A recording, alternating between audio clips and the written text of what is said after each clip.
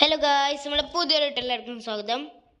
Okay guys, നമ്മൾ പുതിയൊരു ഗെയിമായിട്ട് വന്നിട്ടുള്ളത്. നമ്മൾ ആ ഗെയിമിൻ്റെ പേര് പറയണത് യൂറോപ്യൻ ലക്ഷറി കാർസ് എന്നാണ്. അപ്പോൾ എന്തായാലും ഇന്നത്തെ വീഡിയോ തുടങ്ങുന്നതിന് മുമ്പ് എല്ലാവരും വീഡിയോ സബ്സ്ക്രൈബൊക്കെ ചെയ്തോളി.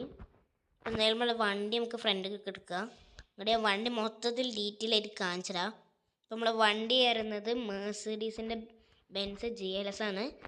അപ്പോൾ ഈ വണ്ടി മൊത്തം മോഡിഫൈ ആണ്.